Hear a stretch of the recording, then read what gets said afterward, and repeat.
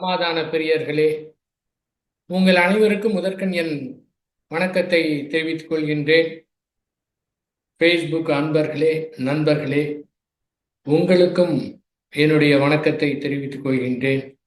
வாழ்க வளமுடன்.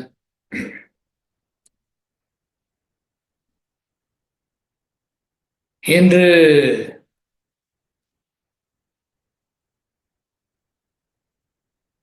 காலையிலே நன்மணி ஐயா அவர்கள் குறிப்பிட்டார்கள், எதிர்பார்ப்பு என்பது ஏமாற்றத்தை கொடுக்கும். முதலாவதாக எதிர்பார்த்தலை நிறுத்த வேண்டும் என்று.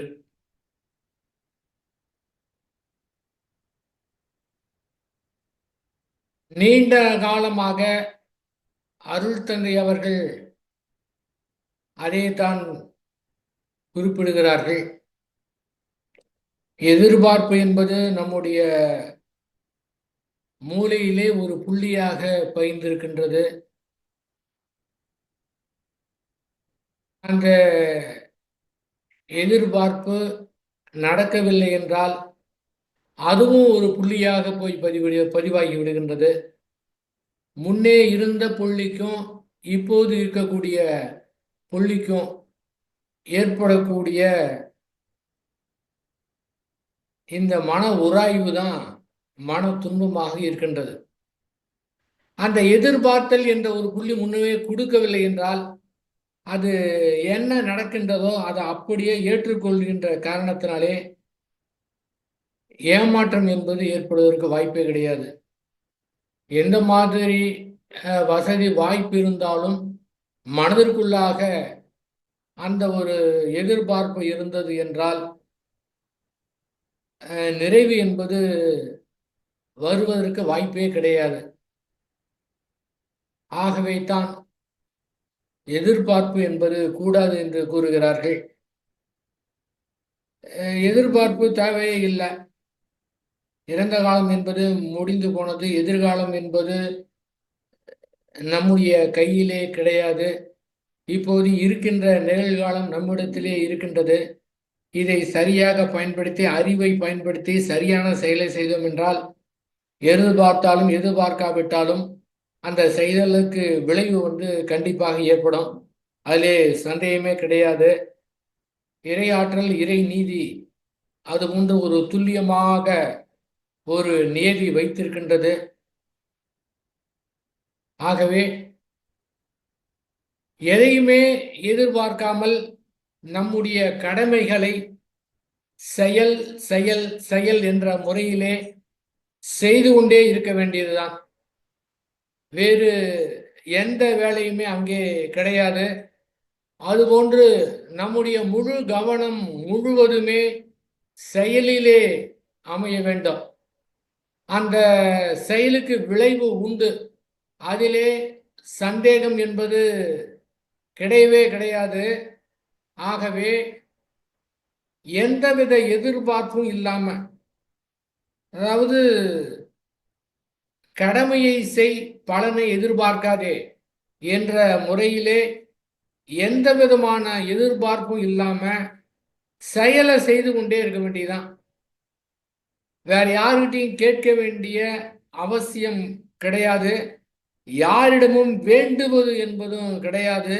ஏனென்றால் ஒரு விளைவு நமக்கு வர வேண்டும் என்றால் அதற்கு உண்டான செயலை செய்து விட்டோம் என்றால் அதற்கு உண்டான விளைவை யாராலும் தடுக்க முடியாது.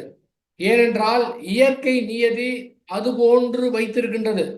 ஒரு செயலுக்கு ஒரு நபரோ ஒரு இயற்கையோ விளைவை கொடுப்பது அப்படிங்கிறது கிடையாது. அந்த செயலுக்கு விளைவாக அந்த செயலிலே விளைவு தொட்டு கொண்டு உள்ளது. ஆனால் செயலை முடிச்சுட்டுனா போதும், அவ்வளவுதான். அப்ப என்ன செய்யணும்? கற்பனையான எதிர்பார்ப்பு தேவையில்லை. அந்த ஒரு விளைவு வேண்டுமா, அதற்கு உண்டானது என்ன நமக்கு வேண்டும், நமக்கு திறமை வேண்டுமா, ஆற்றல் வேண்டுமா, அதற்கு என்னென்ன செய்ய வேண்டும், நம்மால் முடியவில்லையா, இந்த துறையிலே யார் இருக்கின்றார்கள், யார் அறிவோடு இருக்கின்றார்கள், சரியான யார் படைத்திருக்கின்றார்கள், அதை கண்டுபிடித்து அவர்களை பயன்படுத்தி நாம் செய்ய வேண்டிய வேலையை சிறப்பாக செய்து அந்த துறையிலே வெற்றி பெற வேண்டும். இவ்வளவுதான். பேசிக்கா இதை புரிஞ்சுக்கிட்டா போதும். இந்த இடத்திலே நம்முடைய அறிவை பயன்படுத்த வேண்டும். நம்ம இடத்திலே 2 மட்டும்தான் இருக்குது. இதெல்லாம் கவலையே பட தேவையில்லை. 2 இருக்குது. ஒன்று மனம், ஒன்று அறிவு. இதை கொண்டு என்ன செய்யலாம்? மேக்சிமம் ட்ரை பண்ணணும். அதுக்கு மேல இருக்குதா, அதை முழுமையாக இயற்கை இடத்திலே கொடுத்து விட வேண்டும். அந்த இயற்கை இடத்திலே கொடுத்து விட வேண்டும் என்பது நாம் முடிவு செய்து விட்டோம் என்றால், இப்போது நாம் செய்யக்கூடிய செயலிலே ஒரு சுமையே இல்லாம சிறப்பாக செய்ய முடியும். ஏனென்றால் ஒரு சுமையோடு செய்யும்போது கடினமா இருக்கும். மேக்சிமம் நம்மால் என்ன செய்ய முடியுமோ அதை முழுமையாக, முழு மனதோடு, முழு அறிவினுடைய ஆற்றலை பயன்படுத்தி செய்ய வேண்டும். மீதி அதை விட்டுடணும். அது எப்படி வாழ்ந்துட்டு போகுது, எந்த மாதிரி வேணா இருக்கட்டும், எப்படி வந்தாலும் சரி, நான் ஏற்றுக்கொள்கின்றேன். ஏனென்றால் நான் செய்த செயலுக்கு தான் விளைவு ஏற்படுது தவிர யாருமே பொறுப்பு கிடையாது. யாருமே காரணம் சொல்ல முடியாது. முழுக்க நம்முடைய வினைப்பதிவை பொறுத்திருக்கின்றது. அந்த வினைப்பதிவு என்பது கூட முடிந்தது ஏற்கனவே. அப்ப வினைப்பதிவு என்பது என்ன? ஏற்கனவே செய்த செயலுடைய விளைவாக அந்த இடத்திலே பதிவாகி அது இப்போது ஒரு சூழ்நிலையை கொடுக்கின்றது. அந்த பதிவு என்பதுதான் நம்முடைய மன இயல்பு என்று வைத்துக் கொள்ளலாம். அந்த மன இயல்பு எப்படி இருக்கின்றதோ அதற்கு தகுந்தாற் போல் இப்போது இருக்கக்கூடிய அந்த சூழ்நிலை என்பது என்ன? சூழ்நிலை எப்படி ஏற்படுத்துது? கோடிக்கணக்கான மக்கள் இருக்கின்றார்கள். அந்த சூழ்நிலை என்பது இப்போ ஒரே சூழ்நிலையில ஒரு 20 பேர் இருக்கிறாங்க. இல்லை, எத்தனை பேர் வேணா வச்சுக்கலாம், 20,000 பேர் கூட வச்சுக்கலாம். ஒரே மாதிரி சூழ்நிலையில் இருக்கிறாங்க. அந்த சூழ்நிலை என்ன ஏற்படுத்துதுன்னா, ஏற்கனவே இருந்த பதிவுகளை செயல்படுத்துவதற்காக அந்த சூழ்நிலை ஏற்படுகின்றது. அந்த சூழ்நிலை நம்முடைய கையிலே கிடையாது. ஏற்கனவே இருந்த வினைப்பகுத்தங்க மாதிரி இப்போது ஏற்படுகின்றது. இப்போது அந்த சூழ்நிலையில செயல்படக்கூடிய தன்மை நம்மிடத்திலே இருக்கின்றது.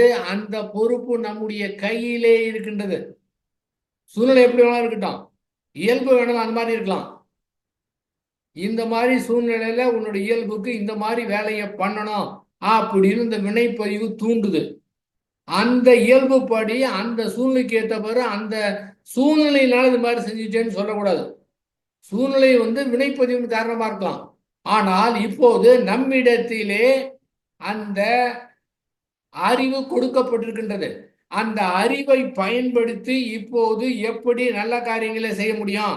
வினைப்பதிவு எப்படி வளர்ந்துட்டு போகுது, இயல்பு எப்படி வளர்ந்துட்டு போகுது, சூழ்நிலை எப்படி வளர்ந்துட்டு போகுது, இந்த இடத்துல தெளிவாக உணர்ச்சி வயப்படாம அறிவை பயன்படுத்தி எவ்வாறு நல்ல காரியத்தையே செய்வது, அது மட்டுமே செய்வது என்ற முறையில அறிவை பயன்படுத்தி சரியான செயலை செய்துவிட்டோம் என்றால் அதற்கு உண்டான விளைவை யாராலும் தடுக்க முடியாது.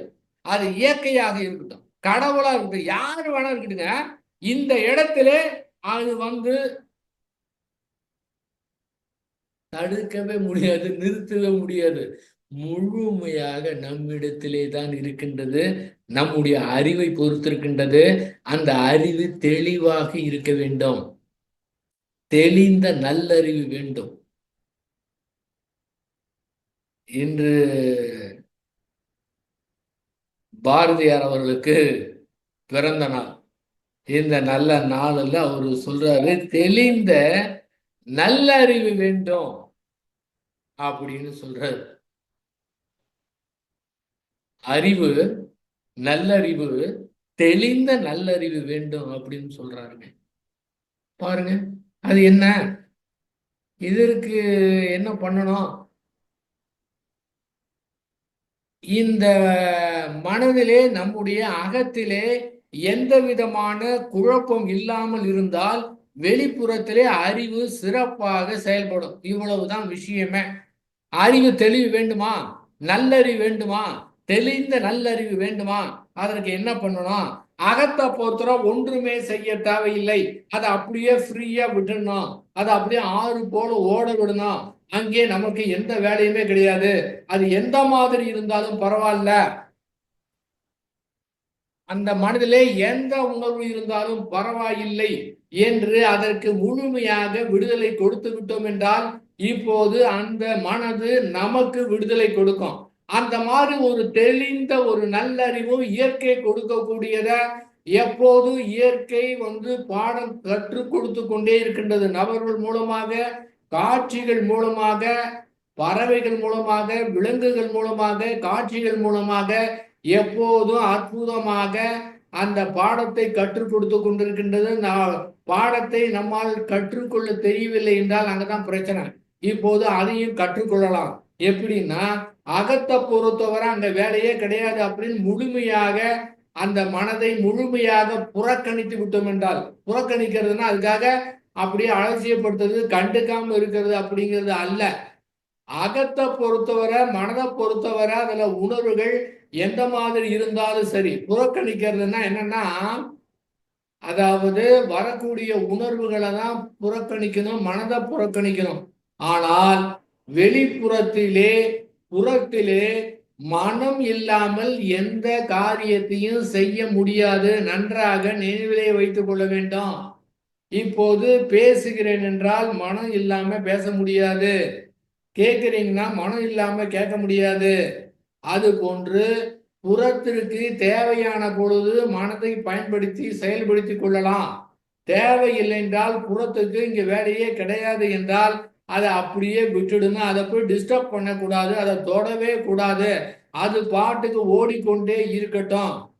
அங்கே நமக்கு செய்வதற்கு ஒன்றுமே கிடையாது என்று முடிவு எடுத்து விட்டோம் என்றால் இப்போதுதான் அந்த தெளிந்த நல்லறிவு கிடைக்கும். ஏன்னா இங்க கோபமே கிடையாது. ஏனென்றால் அதை சரி செய்கிறேன் அப்படிங்கும் போது மன போராட்டம் ஏற்படுகின்றது. ஆகவே இந்த இடத்துல அறிவு தடுமாறுகின்றது. அறிவை பொறுத்தவரை மனதை சரி செய்யக்கூடிய வேலை அறிவுக்கு கிடையாது. இங்க யார் முடிவு பண்ணணும்? மனம் முடிவு பண்ணுமா, அறிவு முடிவு பண்ணுமா? அறிவு முடிவு பண்ணணும். மனது சரி செய்யவே முடியாது என்பதை தெளிவாக புரிந்து கொண்டு அறிவு தான் புறத்துல மட்டும்தான் காரியங்களை சிறப்பாக செய்ய வேண்டாம், அகத்திலே வேலையே கிடையாது என்று அறிவு புரிந்து கொண்டு விட்டது என்றால், அதிலே தலையிடாமல் இருந்தால் இப்போது அறிவு மிக அற்புதமா இருக்குங்க. எனக்கு குழப்பமே இருக்காது. எது கெட்டது எது நல்லது தெளிவாக செய்யக்கூடிய முடியும். அது மட்டும் இல்ல, அந்த மாதிரி நிலை போகும்போது இயற்கையை கொடுக்கக்கூடிய இன்ஸ்ட்ரக்ஷனை அறிவால புரிந்து கொள்ள முடியும். இங்க என்ன நடக்குது, ஏன் இப்படி இருக்குது, இதை சரி பண்ணணும் அப்படிங்கிறது குழப்பம் ஏற்பட்டது. எது நல்லது கெட்டதுன்னு தெரியாம போயிட்டு தான் அந்த அறிவு தவறான முடிவு எடுத்து தவறான செயல்களை செய்து விடுகின்றது. அதுக்கு பிறகு அந்த சூழ்நிலையும் மற்ற மனிதர்களையும் குறை சொல்கின்றது. இங்க எங்கேயுமே குறை சொல்ல தேவையில்லை, வினைப்பதிவை கூட குறை சொல்ல தேவையில்லை.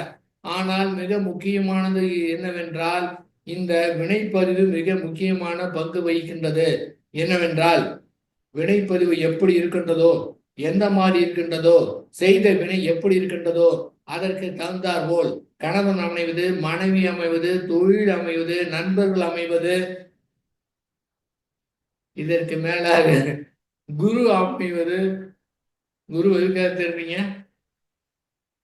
குருவை நல்ல அறிவுக்காக, தெளிந்த அறிவுக்காக, தெளிந்த நல்ல அறிவுக்காக, அறிவிலே முழுமைப்பட வேண்டும் என்பதற்காக. அதை வைத்து கொண்டு வேற எந்தவித எதிர்பார்ப்பும் கிடையாது, நான் நினைச்சதெல்லாம் நிறைவேற்றிக்குவேன் அப்படிங்கிறது இல்லாம தெளிவான நிலையிலே இருந்தது என்றால் அதற்காக குருவை தேடினால் அதற்கு தகுந்தாற் போல குரு வருவார். இந்த இடத்திலே குரு அமைவதற்கு கூட வினைப்பதிவு தகுந்த மாதிரி அப்படின்னா அனைத்துமே வினைப்பதிவு தான் காரணம். அப்ப நமக்கு ஏற்படக்கூடிய துன்பத்துக்கோ இன்பத்திற்கோ வேற யாரும் காரணமே கிடையாது. அனைத்துமே வினைப்பதிவு. தீதும் நன்றும் பிறர் தர வாரா, யாருமே கொடுப்பது கிடையாது. அனைத்துமே நாம தான், நம்முடைய வினைப்பதிவு தான். ஆக எதுவா இருந்தாலும் நம்முடைய வினைப்பதிவு தான் அப்படின்னு பொறுப்பு இல்லாம இருக்க முடியுமா? ஆனால் புறத்தை பொறுத்தவரை பொறுப்போடு நடந்து கொள்ள வேண்டும். அகத்தை பொறுத்தவரை பொறுப்பு இல்லாம நடந்துக்கணும். அகத்தை பொறுத்தவரை அங்க வேலையே கிடையாது, பொறுப்பே கிடையாது. எந்த விதமான பொறுப்பும் நாம் எடுத்துக்கொள்ள தேவையில்லை. அது போன்ற ஒரு பொறுப்பு நாம் எடுத்துக்கொண்டோம் என்றால் அந்த இடத்தெல்லாம் மனப்போராட்டம் ஆரம்பிக்கின்றது. மனதை பொறுத்தவரை அதை சீரமைக்கக்கூடிய ஒரு தன்மை இயற்கை தன்னகத்தை வைத்திருக்கின்றது. அதுவே சரி செய்து கொள்ளும். மனமே தன்னைத்தானே சீரமைத்துக் கொள்ளும். அந்த நம்மை மீறி இருக்கின்ற நம்முடைய கட்டுப்பாடு இல்லாத பகுதியை, கட்டுப்படுத்த முடியாத பகுதியை போய் நான் கட்டுப்படுத்துறேன் அப்படின்னு போனோம்னா அங்கதான் ஈகோவை ஸ்டார்ட் ஆகுது. அங்க இயற்கை எதுவுமே செய்ய முடியாது. ஏனென்றால் அது சரி செய்ய வேண்டிய பொறுப்பு இயற்கை தன்னகத்தை வைத்திருக்கின்றது. ஹார்ட் இருக்கு, லங்ஸ் இருக்கு, ஜீரண மண்டலம் இருக்கு, கிட்னி இருக்கு, பல்வேறு உள் உறுப்புகள் இருக்கின்றன. அவை தானாக இயங்கிக் கொண்டிருக்கின்றன. நாம் செய்யறதுக்கு அங்க வேலையே கிடையாது. நாம் எதுவே செய்வது கிடையாது. அது தானாக தான் நடந்து கொண்டிருக்கின்றது. அதை நம்ம கட்டுப்படுத்த முடியாது. ஒன்றுமே அதை செய்ய முடியாது. ஏனென்றால் முற்றிலுமாக இயற்கை அது தன்னகத்தை வைத்திருக்கின்றது, செயல்படுத்திக் கொண்டிருக்கின்றது. ஆனால் அதுபோல மனதையும் எப்படி உள்ளுறுப்புகள் இயங்கிக் கொண்டிருக்கின்றனவோ அதே போன்று மனதிலையும் நாம கட்டுப்படுத்த முடியாத பகுதி இருக்கின்றது. இந்த ஹார்ட், லங்ஸ், கிட்னி, ஜீரண மண்டலம் எல்லாம் ஒன்னே மட்டும்தான் அது செய்து கொண்டிருக்கின்றது. ஆனா மனதை பொறுத்தவரை இந்த இடத்துல நாமாக இயக்கக்கூடிய ஒரு பகுதி என்று ஒன்று இருக்கின்றது, நாமாக இயக்கக்கூடிய பகுதி இருக்கின்றது. தானாக எப்படி ஹார்ட் இருக்கு, லங்ஸ் இருக்கு, ஜீரண மண்டலம், கிட்னி எப்படி எல்லாம் உள்ளுறுப்புகள் வேலை பார்த்து கொண்டிருக்கின்றவோ அதே போல நம்மளால கட்டுப்படுத்த முடியாத, சரி செய்ய முடியாத மனநோடி இயக்கம் ஒன்று இருக்கின்றது. அதே போல அதுல இன்னொரு இயக்கம் இருக்கின்றது. இன்னொரு இயக்கம் என்றால் மனதை கொண்டு நாம சிந்தனை செய்து அறிவை பயன்படுத்தி செய்யக்கூடியது. எதை நம்ம கட்டுப்படுத்த முடியும், எதை கட்டுப்படுத்த முடியாது, எந்த இடத்திலே நாம் செயல்பட வேண்டும், எந்த இடத்திலே நாம் செயல்படக்கூடாது. செயல்படக்கூடாதுன்னா முடியவே முடியாது. நீங்க செயல்படுத்தணும்னா முடியாது. ஹார்ட்டை போய் நீங்க தான் பண்ண முடியுமா? சாப்பிட்றோட சரி அது பாட்டுக்கு உள்ளே விழுந்ததுக்கு பிறகு உடனே ஜீரணம் செய்ய ஆரம்பிச்சிடும். உடனேங்க அங்க யாருக்கு காத்திருப்பது கிடையாது, உடனடியாக அது செய்துங்க. அதே போல மனதிலே ஒரு பகுதி அந்த மாதிரி இருக்கின்றது என்பதை தெளிவாக அறிவை கொண்டு சரியாக புரிந்து கொள்ள வேண்டும். அந்த மாதிரி புரிந்து கொண்டு விட்டோம் என்றால் அந்த இடத்துல தலையிட மாட்டோம். ஏன் அப்படின்னா அது நம்மளுடைய கண்ட்ரோல்லே கிடையாது. எங்க கண்ட்ரோல்ல இருக்கிறத போய் என்னங்க நம்ம பண்ண முடியும்? ஆர்ட் ஏதாவது நம்ம பண்ண முடியுமா? ஜீரணம் ஏதாவது பண்ண முடியுமா? போடுறதோட சரி நாம போய் உட்காந்து ஜீரணம் பண்ணிக்கிட்டு இருக்கோம். அது தானே நடக்குதுல்ல. அதே போலதான் நம்முடைய வினைப்பதிவுக்கு ஏற்றாற் போல, சூழ்நிலைக்கு தகுந்தாற் போல அந்த இயல்புக்கு ஏற்ற உணர்வுகளை ஒரு நபருக்கு கொடுக்கின்றது. ஒருத்தர் பார்த்தா ஒரு காரியத்தை பார்த்தா ஆக்சிடென்ட் நடக்குது, ரத்தம் வருது, அது பார்க்குறாரு, அவருக்கு ஒன்றும் தோன்றது கிடையாது. லேசாக பய உணர்வு ஏற்படலாம். சில பேருக்கு ஆக்சிடென்ட்லேயே நடக்கும்போது ரத்தத்தை பார்த்தாலே மயக்கம் போட்டு விழுந்துருவாங்க. அது அவர்களுடைய இயல்பு. அப்போ ஒவ்வொருத்தருக்கும் ஒரு இயல்பு இருக்கின்றது. அந்த இயல்பை எப்படி மாற்றி அமைப்பது? அந்த இயல்பை மாற்றி அமைக்க முடியாது. நம்ம இடம் என்ன மாதிரி இயல்பு இருக்குன்னு நமக்கே தெரியாத, என்ன மாதிரி இயல்புன்னு தெரியாத, எப்ப எது செயல்படும் தெரியாத, அந்த நேரத்துல அந்த சூழ்நிலை ஏற்படும் போது தான் அந்த இயல்பு அந்த உணர்வை கொடுத்தது பிறகுதான் ஓகோ நம்ம கிட்ட இந்த மாதிரி இயல்பு இருக்குன்னு நமக்கு தெரியும். அப்ப நமக்கு தெரியவே தெரியாத, எப்போது எந்த மாதிரி உணர்வுகள் ஏற்படும் நமக்கு தெரியவே தெரியாத. அதனால அந்த இடத்துல வந்து கம்ப்ளீட்டா கீழே போட்டுருங்க. அந்த இடத்துல செய்யறதுக்கு ஒன்றுமே இல்லை என்று அறிவை கொண்டு முடிவு செய்து விட வேண்டாம். ஆனால் இந்த இயல்புன்னு ஒண்ணு இருக்கு பாத்தீங்களா, அந்த இயல்பு கூட தானாக நடந்து கொண்டிருக்கின்றது, தானாக வருகின்றது, தானாக மறைகின்றது. அந்த இயல்பை கூட நம்ம மாற்ற முடியாது. இருந்தாலும் அந்த இயல்பு நம்மை அறியாமலே மாற வேண்டும். வேதாத்திரி மகரிஷி அவர்கள் என்ன சொல்கின்றார்கள், எப்படி இருந்திருக்கின்றார்கள், எப்படி எடுத்துக்காட்டாக இருந்திருக்கின்றார்கள், ஒரு மனவள கலைஞன் என்றால் எப்படி இருக்க வேண்டும் என்று சொல்லி இருக்கிறார்கள். அந்த மாதிரி ஒரு நிலை வேண்டும் என்றால் அகத்திலே ஒன்றுமே செய்ய தேவையில்லை என்ற அறிவை கொண்டு முடிவு எடுத்து விட்டோம் என்றால் இதை மட்டும் புரிந்து கொண்டு விட்டோம் என்றால், புரிந்து கொண்டோம் என்பதையும் புரிந்து கொண்டு விட்டோம் என்றால் இப்போது என்ன நடக்கும்? நீங்க என்னென்னலாம் ஒரு மன வளர்ச்சி இருக்குன்னு நினைக்கிறாங்களோ அதுக்கு எந்தவித முயற்சியும் செய்யாம இயல்பாகவே தானாகவே நம்மை அறியாமலே இயல்பிலே மாற்றம் ஏற்பட்டு விடும். அதுக்கு என்ன காரணம்? நம்முடைய அனுபவம் தான் இயல்பாக மாறுகின்றது. இயல்பு தான் அனுபவமாக மாறிக்கொண்டிருக்கின்றது. இது மாறி மாறி வந்து கொண்டே இருக்கின்றது. இந்த இடத்திலே எந்த உணர்வையும் நான் எதிர்த்து போராட மாட்டேன். அது போகல, அப்படியே போவதற்கு விட்டுவிடுவேன் என்று முடிவு செய்து விட்டால் இப்ப என்ன ஆகுது? இந்த அனுபவம் அந்த அடிமனதிலே பதிவாகி இதுவரை என்ன மாதிரி கொடுத்து முடிவு பண்ணுமோ அதுக்கு தகுந்த மாதிரி கொடுக்க ஆரம்பிச்சது. இதை எதுவுமே எதிர்த்து போராட மாட்டேன் அப்படிங்கிற உணர்வோடு ஆறு போல ஓட விடும்போது இது அடிமனத்திலே போய் மோதுது.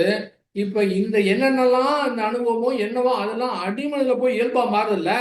அப்ப எதுவா இருந்தாலும் பிடித்து வைக்காம பற்றாம பிடிக்காம அப்படியே விட்டுட்டோம்னா இதுவும் அந்த இடத்துல மோதி அதையும் எதையுமே பிடித்து வைக்காம ஒரு உணர்வை கொடுக்குது. அப்ப காலத்தால இந்த இடத்துல முயற்சி கூட செய்ய தேவையில்லை, எதிர்பார்ப்பு எந்த தேவையும் இல்லை, இந்த மாதிரி இயல்பு மாறணும் அப்படிங்கிறது கூட தேவையில்லை. ஏன்னா செயல்விளைவு தத்துவத்துல பார்த்தோம் என்றால் இந்த மாதிரி 6 போர்டை ஃப்ரீயாக. ஆனால் ஒன்று நன்றாக நினைவு வைத்துக்கணும், இந்த மாதிரி மாறணும் அப்படிங்கிற எதிர்பார்ப்போடு செய்தால் கூட அது ஏமாற்றதான் கொடுக்கும்.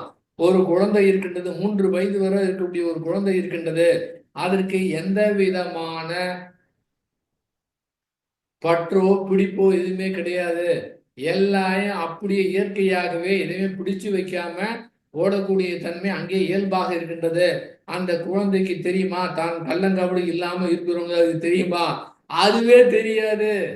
ஆனா அறிவு வளர வளர அந்த அறிவை பயன்படுத்தி செயலை செய்யணும் அப்படிங்கிற முறையில் தான் போகுதே தவிர வேறு அந்த கள்ளங்கபடி இல்லாத ஒரு தன்மை மறைந்து போய்விடுகிறது.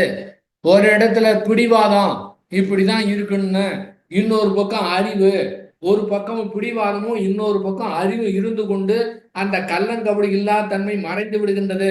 உண்மையாகவே கள்ளங்கபடு இல்லாத தன்மை அடைய வேண்டுமா அப்படின்னு நினைச்சு பார்த்தோம் என்றால் இது அடைந்து முயற்சி செய்வது கிடையாது. ஏற்கனவே நம்மிடத்திலே இயல்பாக இருக்கின்றது. அந்த நிலையை கடந்து தான் வந்திருக்கின்றோம். திரும்ப அலைந்து திரிந்து முட்டி மோதி பல்வேறு பயிர் செய்து எங்கேயுமே ஒண்ணுமே பண்ண முடியல அப்படின்னு இயற்கையிலும் தோற்ற நிலையிலே திரும்பவும் கடைசியாக நிலைக்கு வர வேண்டி இருக்கின்றது.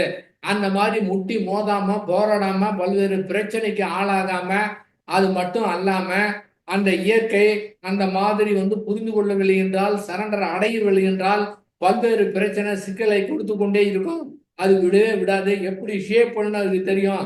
எந்த மாதிரி அனுபவத்தை கொடுத்தா, எந்த மாதிரி ஒரு விளைவை கொடுத்தா, எந்த மாதிரி துன்பத்தை கொடுத்தா இவன் தன்னிடத்திலே சரண்டர் ஆவான்னு தெரிஞ்சுக்கிட்டு அது வர விடவே விடாது.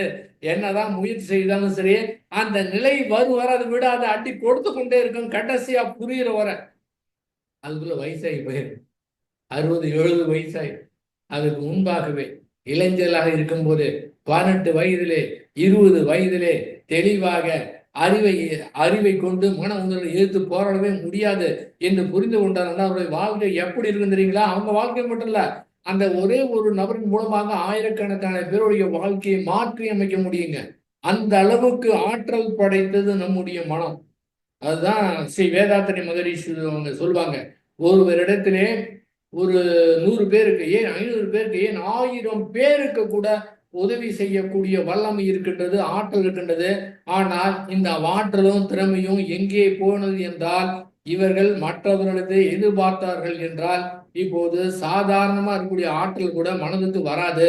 மற்றவர்களை எதிர்பார்த்தோம் என்றால் இருக்கிற ஆற்றல் போயிடும். அதற்கு பதிலாக இவர்களுக்கு என்ன செய்யலாம், கணவனுக்கு என்ன செய்யலாம், மனைவிக்கு என்ன செய்யலாம், குழந்தைக்கு என்ன செய்யலாம், நண்பர்களுக்கு, உறவினர்களுக்கு, இந்த ஊருக்கு, இந்த உலகத்திற்கு என்ன செய்யலாம், இவங்களுக்கு என்ன செய்யலாம், இவங்களுக்கு என்ன செய்யலாம் அப்படின்னு ஒரு எதிர்பார்ப்போடு இருந்தோம் என்றால் யார் இதை நினைக்கின்றார்களோ அந்த மூளையை பயன்படுத்தி அவர்களுக்கு எதுவுமே தேவையில்லை, பணம் தேவையில்லை, திறமை தேவையில்லை, ஆற்றல் தேவையில்லை, எதுவுமே தேவையில்லை. அந்த ஒரே ஒரு நபரை ஒரு கல்வியாக அந்த அருட்பேராளர்கள் சரியான முறையில் இந்த என்ன மற்றவங்கள்ட்ட எதிர்பார்க்க மற்றவங்களுக்கு என்ன நல்லது செய்யணும் அப்படிங்கிற ஒரே ஒரு உணர்வு இருந்தால் அந்த இயற்கை இவங்களுடைய கருவியாக பயன்படுத்தி அற்புத வல்லமை ஒண்ணுமே இல்லாதவர்கள் கூட இந்த மாதிரி வல்லமை இயற்கையாக கொடுத்து விடும். அதுதான் இயற்கை என்ன வேணும்னு செய்யக்கூடியது.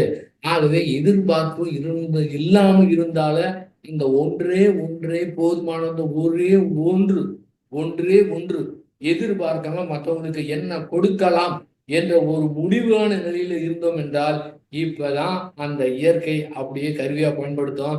நான்கிறது கிடையாது, நானே எதுவுமே செய்வது கிடையாது, அத்துணையும் அது நடத்தி கொண்டிருக்கின்றது அப்படிங்கிற நிலையில முழுமையான சரண்ட நிலையில இருக்கும்போது இப்போது என்ன நடக்கின்றது என்றால் அது கருவி மட்டும்தான். அவ்வப்போது இன்ஸ்ட்ரக்ஷன் கொடுத்துக்கிட்டே இருக்கும். எதிர்கால பிளான் கூட கிடையாது. அது பாட்டு இன்ஸ்ட்ரக்ஷன் கொடுத்துக்கிட்டே இருக்கும், நடந்து கொண்டே இருக்கும். சமயத்துல நம்முடைய அறிவை கொண்டு பிளான் பண்ணா கூட இந்த சமுதாயத்திலே தொடர்பு கொண்டிருக்கிற காரணத்தினாலே சில சமயத்திலே தோல்வி ஏற்படுவதற்கு வாய்ப்பு இருக்கின்றது.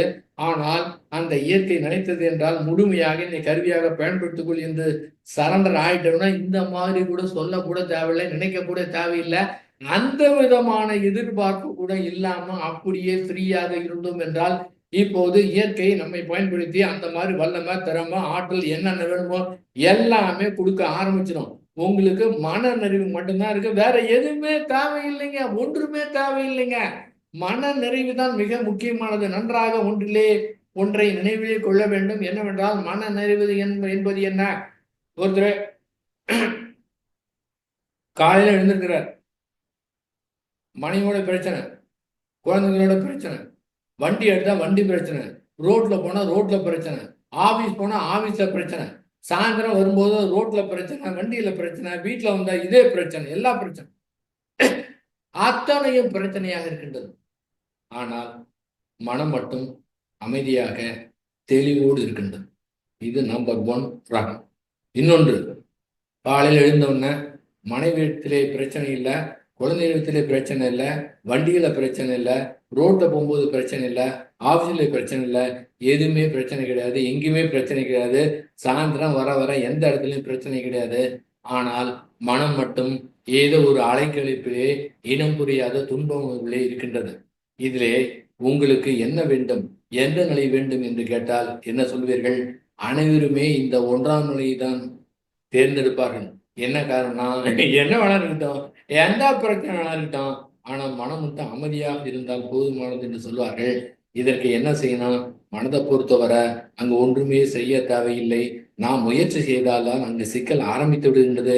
இதை சீரமைக்க வேண்டும் என்றால் தான் அங்க சிக்கலே தொடங்குகிறது, போராட்டமே ஆரம்பிக்கிறது. அந்த இடத்துல வேலையே இல்லை என்று முடிவு செய்து விட்டோம் என்றால் அது தானாவே நல்லா இருக்குது, தானாவே சூப்பரா இருக்குது. இவ்வளவுதான் விஷயம். இந்த முதல் ரகம் உங்களுக்கு வேணுமா? என்ன மாதிரி பிரச்சனை எங்க வேணாலும் எப்படி விட்டதுங்க. ஆனா இது மட்டும் அப்படியே அற்புதமாக அந்த புத்தருக்கு கிடைத்த மாதிரி அந்த வெறுமையான ஒரு நிலை வேண்டும் என்றால் அதற்கு முயற்சி செய்தால் கிடைக்காது. முயற்சி செய்யலை என்றால் குறிப்பிட்ட காலகட்டத்துல தானாகவே அந்த டியூன் போயிடும். இதுதான் ஆல்டர்னேட்டிவ் டியூனாக மாறிடும். நாம மேனுவல் டியூன் கொடுத்தோம் என்றால் அது முடியாது. ஆட்டோமேட்டிக் டியூன்ல போட்டுட்டோம்னா அது இயற்கையாகவே தன்னை சீரமைத்து கொண்டு எப்போதுமே மனம் அற்புதமா இருக்கு. அற்புதமா இருக்குன்னா அற்புதமா இருக்கிறது மயங்க தேவையில்லை. அப்போதும் இன்பம் துன்பம் ரெண்டுமே ஏற்படும். எந்த மாதிரி இருந்தாலும் சரி ஒரே மாதிரியா இருக்கக்கூடிய தன்மை ஏற்பட்டுவிடும். ஆனால் இதற்கு ஆசைப்பட்டு முயற்சி செய்தோம் என்றால் அந்த இடத்திலே ஒரு எதிர்பார்ப்பு வந்துடுகின்றது. அந்த இடத்துல ஏதோ ஒரு செயல் செய்ய வேண்டும் என்ற எண்ணம் ஏற்பட்டு விடுகின்றது. அந்த இடத்துல ஒரு முயற்சி தேவைப்படுகின்றது. அந்த இடத்திலே ஒரு பயிற்சி தேவைப்படுகின்றது. இந்த அகத்தை பொறுத்தவரை முயற்சி பயிற்சி எதுவுமே தேவையில்லை, தானாகவே சரியாகிறோம். இந்த முயற்சி பயிற்சி அத்துணையுமே வெளிப்புறத்திலே பயன்படுத்திக் கொள்ள வேண்டாம். எதற்காக தியானம் பண்றோம் என்றால் ஒரு வேலை இருக்கின்றது, ஒரு செயல் இருக்கின்றது. அந்த செயலை வெற்றிகரமாக நடைபெறுவதற்கு என்ன செய்ய வேண்டும் என்று சரியான காரணங்களை கண்டுபிடித்து அந்த தியான நுட்பத்தை பயன்படுத்தினோம் என்றால் அந்த இடத்திலே நமக்கு வெற்றி கிடைக்கின்றது. வெற்றி பெற்றவருடைய ஒரு வாழ்க்கையை எடுத்து பார்த்தோம் என்றால் அவர் சரியான காரணத்தை கண்டுபிடித்து சரியான முறையிலே தியானத்தை நுட்பத்துடன் பயன்படுத்திய காரணத்தினால அவருக்கு வெற்றி கிடைத்திருக்கின்றது. இவ்வளவுதான் விஷயம். இதை பயன்படுத்த வேண்டியதானே? யாருமே கேட்க தேவையில்லை, வேண்ட தேவையில்லை. நல்ல காரணிகளை கண்டுபிடித்து அறிவை பயன்படுத்தி சிறப்பான முறையிலே தியானம் செய்து தியான நுட்பத்தை பயன்படுத்தி அந்த காரியத்தை வெற்றிகரமா முடிக்க வேண்டியதான். செயலிலே தோல்வி கிடைக்கிறது என்றால் சரியான காரணத்தை கண்டுபிடிக்கவில்லை, தியான நுட்பத்தை பயன்படுத்தவில்லை. இதுதான் தோல்விக்கு காரணம். அப்ப தோல்வி இல்லாமல் புறத்திலே வெற்றி பெற வேண்டும் என்றால் என்ன செய்ய வேண்டும்? சரியான காரணம் இருக்கணும், சரியான செயல்முறை இருக்கணும். நம்மளால முடியலன்னா இந்த துறையில யார் இருக்கிறாங்களோ அவர்களை பயன்படுத்திக் கொள்ள வேண்டும். இதுல கூச்சமே தேவையில்லை. அதை பயன்படுத்தி சரியான காரணத்தை செய்தோம் என்றால் தியான நுட்பத்தை, இதுக்குதான் இங்க தியானம் உதவி இருக்குதுங்க. இந்த தியான நுட்பத்தை பயன்படுத்தி வெற்றி பெறலாம். இவ்வளவுதான் முடிஞ்சது. கண்டுபிடிக்க முடியலையா? கொஞ்சம் முயற்சி பண்ணணும். யார் யார் எந்த துறை இருக்காங்கன்னு பார்க்கணும், பயன்படுத்திக்கணும், வெற்றி பெறணும். அடுத்து அடுத்து வெளியில வெற்றி பெற்றுக்கிட்டே போகணும். வெளியில தோல்வியே இருக்கக்கூடாது. எந்த மாதிரி போட்டி இருந்தாலும் சரி, என்ன மாதிரி இருந்தாலும் சரி, வாழ்க்கையில முன்னேறணும் அப்படின்னா இது சகஜம். அப்ப அந்த இடத்திற்கு என்ன வேண்டும்? ஆற்றல், அறிவு, திறமை. இதை மனதை சரி பண்றதுக்குரிய வேலை கிட்டத்தட்ட 75% எனர்ஜி அதிலே போயிருது. அதை கம்ப்ளீட்டா முடிச்சுட்டோம். இப்போது அது அத்துணையுமே அறிவுக்கு பயன்படுது. இப்ப அதே தொந்தரவு கொடுத்து கொண்டிருக்கின்ற மனம், சஞ்சலப்படக்கூடிய மனம், போராட்டம் இருக்கக்கூடிய மனம், அந்த மனம் இப்போது புறத்திலே அறிவு செயல்படுவதற்கு இப்போது மனம் ஹெல்ப் பண்ணுங்க. அந்த மனம் ஹெல்ப் பண்ண காரணத்தினால திறம்பட செய்ய முடியுது. இவ்வளவுதான் விஷயம். இதை புரிந்து கொண்டால் போதுமானது. பெரிய ஒண்ணுமே கிடையாது, பெரிய விஷயமே கிடையாது. மனதை பொறுத்தவரை, அகத்தை பொறுத்தவரை உணர்வுகளை எதிர்த்து போராடாமல் இருந்தோம் என்றால் அற்புதமான எனர்ஜி கிடைக்கும், ஆற்றல் கிடைக்கும். தகுந்த நேரத்துக்கு இயற்கை இன்ஸ்ட்ரக்ஷன் கொடுக்கும். தெளிந்த நல்லறிவு இருந்தால் அந்த இன்ஸ்ட்ரக்ஷனை ஃபாலோ பண்ணி அதை வெற்றிகரமாக முடிக்கணும். இவ்வளவுதான் விஷயம்.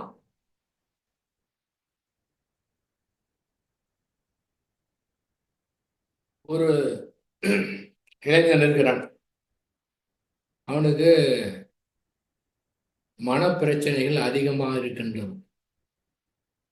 இந்த மனப்பிரச்சனைகளுக்கு, துன்பத்துக்கு என்ன காரணம்னு ஆராய்ச்சி பண்றான். ஆராய்ச்சி பண்ணும்போது தெரியுது, மற்றவங்க தான் நமக்கு ஒரு கோபத்தை உண்டாக்குறாங்க, வெறுப்பை உண்டாக்குறாங்க, பயத்தை உண்டாக்குறாங்க அப்படின்னு கண்டுபிடித்தான். ஆகவே அனைவரிடமும் நெருக்கமாக போறதை தவிர்த்தான். அவங்ககிட்ட நெருங்கி பழனாதானே மற்றவங்க பிரச்சனை வருது, கோபம் ஏற்படுது, பயம் ஏற்படுது, என்னென்னலாம் உணர்வு ஏற்படுது.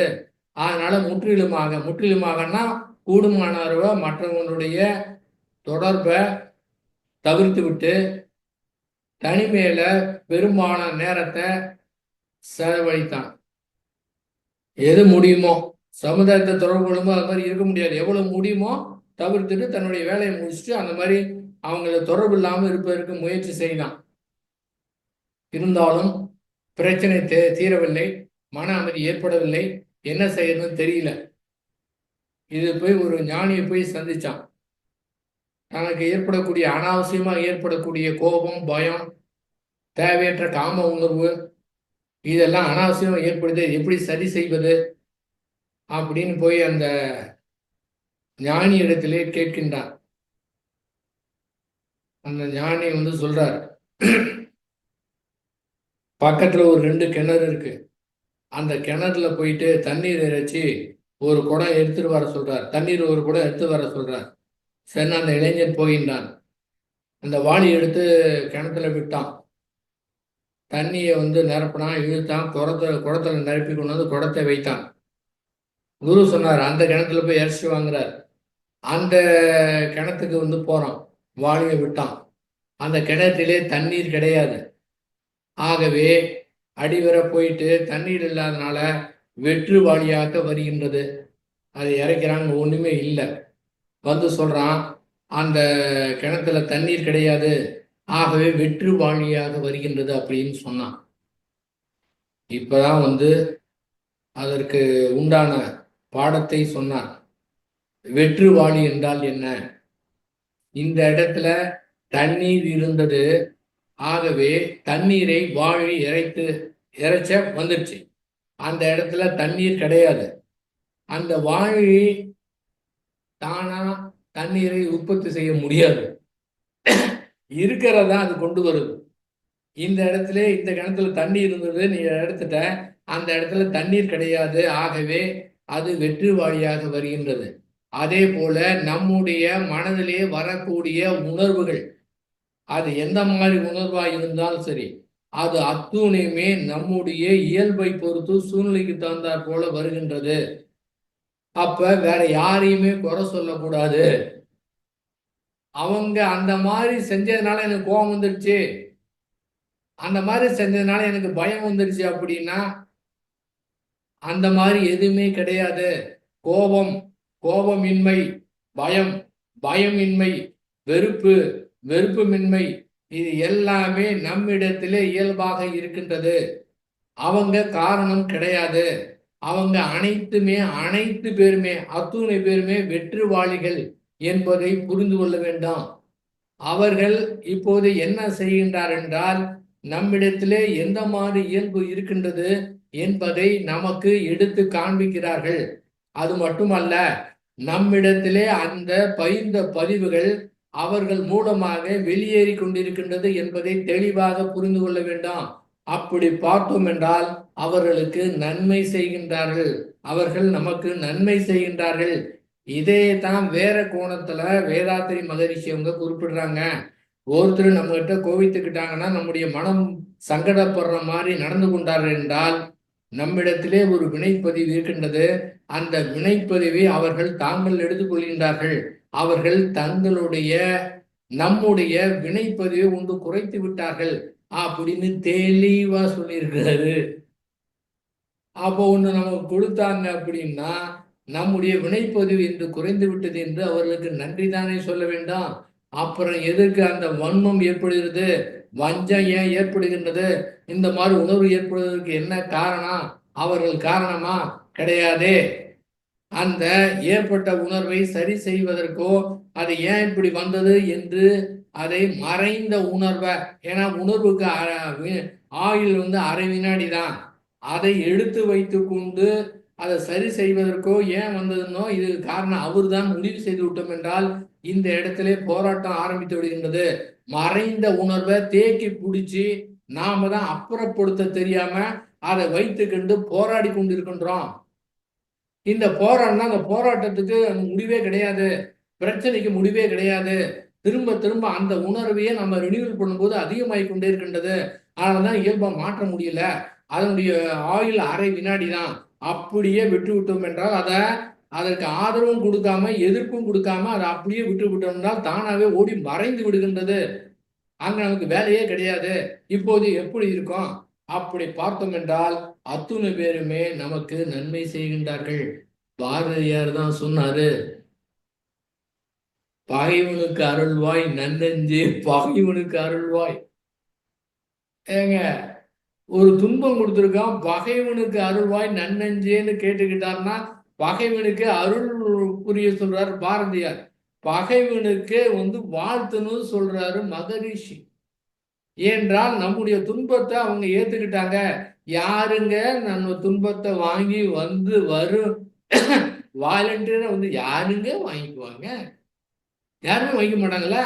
அவர்ல வாங்கிட்டாரு. அப்ப என்ன பண்ணணும்?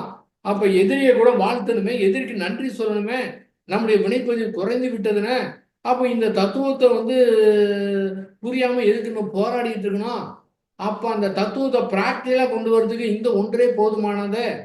என்னவென்றால் அனைத்து நபர்களுமே வெற்றுவாளி தான்.